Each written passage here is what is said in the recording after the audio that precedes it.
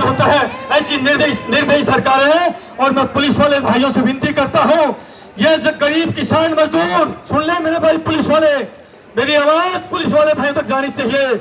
ये गरीब किसान मजदूर के बेटे होते हैं। किसी धन्ना सेठ का बेटा पुलिस में नहीं जाता, किसी फैक्ट्री मालिक का बेटा पुलिस में नहीं जाता। अरे गरीब का बेटा, गरीब अपने पेट को काट करके, अपनी जमीन जायदाद को बेच करके, आपको पाल पोस करके, खिला पिला करके, पढ़ा लिखा करके और सेना में अपनी पुलिस में भेजता है। और कभी कभार तो अपनी जमीन जायदाद को भी बेचना पड़ता है। लेकिन जब आप इस वर्दी को पहन लेते, खाकी वर्दी को, और जब खाकी वर्दी, पता नहीं आपको क्या हो जाता है खाकी वर्दी पहनने के बाद में। मेरे भाइयों, ये देश आपसे भी कुछ कुर्बानी मांग रहा है। आप भी मंगल पांडे जैसे कहिए, उस सैनिक जैसे कहा, उन्होंने कहा मैं चर्बी का कारतूस नहीं चलाऊंगा। इसी प्रकार से आप भी अपने सीनियर्स को, एसपी, डीएसपी, जितने भी आपके सीनियर अधिकारी हैं, आईपीएस अधिकारी हैं, उनको मना करिए कि अगर कोई मूवमेंट खड़ा होता है उसको कुचलने की हिम्मत और कोशिश मत करो। मेरे भाई, हम विनती करते हैं, विनती करता हूं आपसे, ये हम आपको हम्बल रिक्वेस्ट है। अगर आप नहीं मानोगे, अगर फ्यूचर में आपने यूं ही सारे आंदोलनों को कुचलने की कोशिश करी, तो फिर क्या करना चाहिए? बहिष्कार करना चाहिए। क्या करना चाहिए? इसके लोगों को क्या करना चाहिए? बहिष्कार करना चाहिए। जैसे गांव देहात में क्या होता है, यदि कोई गांव में कोई निकम्मा व्यक्ति होता है तो उसका हुक्का पानी बंद कर देते हैं, उसको समाज से आउट कर देते हैं। तो मैं विनती करता हूं पुलिस वालों से, अभी मैं बहिष्कार करने की बात नहीं कहूंगा, लेकिन अगली बार मैं आऊंगा तो पूरे देश से अपील करके जाऊंगा, या फौजी भाई अपील करेगा और फौजी भाई की पूरा देश बात मानेगा। मानेगा नहीं मानेगा? मानेगा। इसलिए मेरी विनती है मेरे पुलिस वाले भाइयों से, आप चाइना वाल हटिए। इन डकैतों को डकैत है नेता कहना तो मैं कहता हूँ पाप है। ये जितने बैठे हैं, ये ऐसी बंद करो में बड़े बड़े देश को लूटने वाले, ये नेता नहीं है, राक्षस है, डकैत है। इनको डकैत कहिए। नेता इस देश में, इस देश में एक नेता हुआ है जिसका नाम नेताजी सुभाष चंद्र बोस है।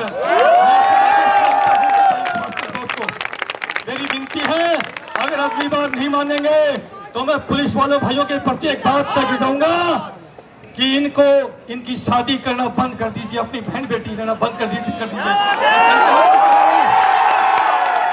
अगली बार नहीं माने तो आप लोग, अरे हिम्मत उठाइए यार, क्रांतिकारी बनिए यार। आप देश के पुलिस वालों का नहीं है क्या? मैं पूछना चाहता हूँ, पुलिस वालों का नहीं है क्या?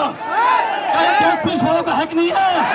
तो आप इन डकैतों से देश को क्यों उठवाते हो? क्यों उठवाते हो? मैं सही कर रहा हूँ, गलत कर रहा हूँ, बताइए। असली गुनहगार आप भी हो।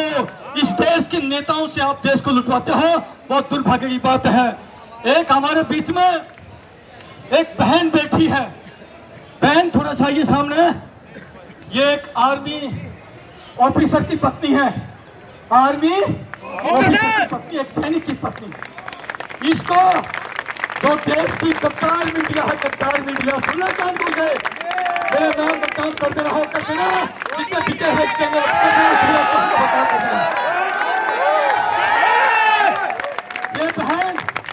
ये बहन जहां पर भी देश के अंदर अग्निवीर योजना आई, ये पैदल हरियाणा से मार्च करके पैरों में छाले पड़ गए, इस बेचारी के। इन्होंने मेहनत करी। और एक सुधीर चौधरी नाम का एक पत्रकार, वो पत्रकार भी करने लायक है, दलाल में ऐसा व्यक्ति जो पूरे देश को दलाली कर रहा है मीडिया के अंदर बैठ करके, सारे माने चाहिए। अगर सुधीर चौधरी, अगर तेरा सच्चा डीएनए है तो इस सुविधा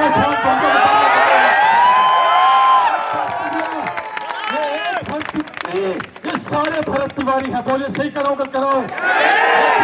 बच्चा भरत तिवारी होगा और इस देश के अंदर नेताओं को इस देश में छिपना मुश्किल हो जाएगा, विदेश की धरती में भी जाना मुश्किल हो जाएगा। समय कम है। समय की मर्यादा को देखते हुए मैं अपने विचारों को विराम देने से पहले एक बात कहूंगा। जब सैनिक सीमा पर खड़ा होता है, जब सैनिक सीमा पर खड़ा होता है और जब सामने दुश्मन की गोली होती है, मेरे पीठ पीछे मेरा प्यारा वतन होता है, वतन, तब सैनिक संकल्प लेता है। वो संकल्प क्या होता है? वो सैनिक का संकल्प क्या होता है? और सैनिक का संकल्प होता है फिक्र नहीं मर जाने की मिट जाने की, फिक्र नहीं मर जाने की मिट जाने की, अन्याय नहीं होने देंगे। और जब तक सांस इस सीने में आए मेरे प्यारे वतन तेरा शीश कभी नहीं झुकेगा। मेरी विनती है, मेरी आवाज जिस क्रांतिकारी भाई के पास पहुंचे ज्यादा से ज्यादा शेयर करिए इस वीडियो को। एक एक हिंदुस्तानी जिसका सच्चा डीएनए है उस तक पहुंचनी चाहिए। एक एक सच्चा हिंदुस्तानी जंतर मंतर पर भाई भागचुंग जी के साथ में कंधे से कंधा मिला के खड़े हुए। और जो मेरा बेटा छोटा दीपके, क्या नाम था उसका, दीपके